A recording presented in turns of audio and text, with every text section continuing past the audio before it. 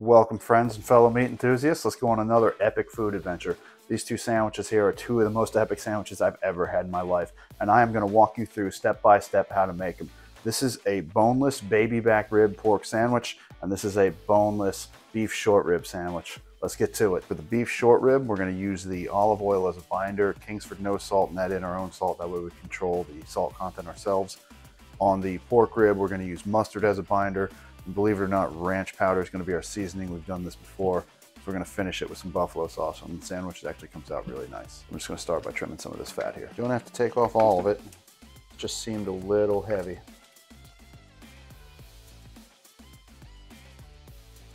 That's good enough for trimming. Let's remove our membrane. Back rib, a little easier to remove the membrane. Just want to get it started at a corner. Once you have it started, find it easiest to grip with a paper towel. Get some of that olive oil on there. Start rubbing it in. Sea salt. That's just a nice looking piece of meat. I'm going to add our Kingsford no salt. And just rub it in. Plain yellow mustard. And our ranch powder. Good and seasoned, smells good in here. I'm gonna put these in the refrigerator overnight, let it set. Tomorrow I'm gonna get the smoker preheated to 250 and get them on there.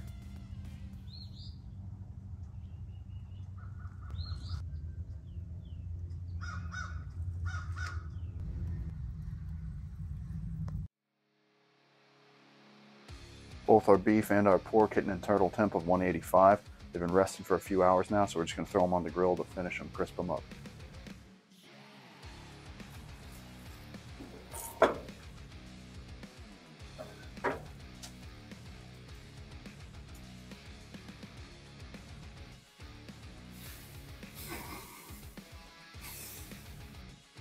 Tells me they're about ready. I'm just going to put a little additional sauce on top there.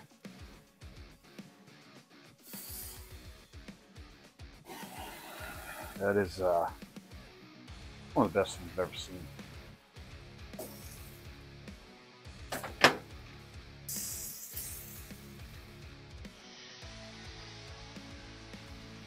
If this isn't good, I'll eat my own shoe.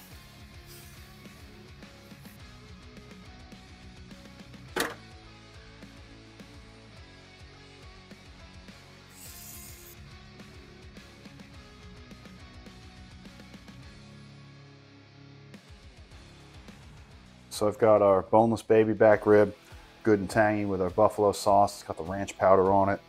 We got our sandwich put together for it where it's got some blue cheese, some half sour pickle, and some red onion. Over here for the beef, we've got some mayonnaise, some coleslaw, some red onion, and also some half sour pickle. Let's go ahead and put these together. I don't think that whole thing will fit on this bun, so I'm gonna separate a little bit. But oh, that's gonna be so good. I cannot wait to try that. Same here, I can't put this whole dino slab right on that. Just gonna cut this down to size for the sandwich real quick, cutting off the membrane side.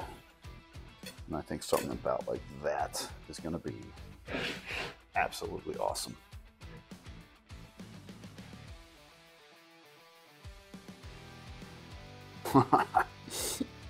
That's killer.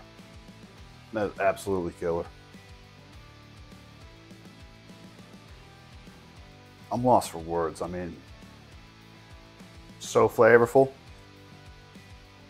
It's perfect. The pork has the right amount of tanginess. The flavor profile of what we think of as a buffalo chicken sandwich actually works really well with a baby back rib. It's tender and crispy at the same time.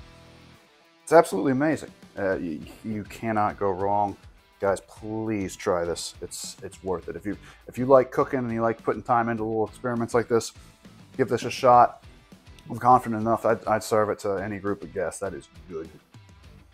Let's move on to our beef short rib sandwich. Whoa. These are two of the most badass sandwiches I've ever had in my life. To give you a winner, I'm sorry. I gotta leave you hanging. You gotta try this on your own. And I'm not doing that, you know, just to be a jerk about it. I'm doing that because I can't decide. Now, that being said, I may have to give a slight edge to the pork. The beef is amazing, and a lot of people prefer beef over pork, so a lot of people are gonna go with that beef one.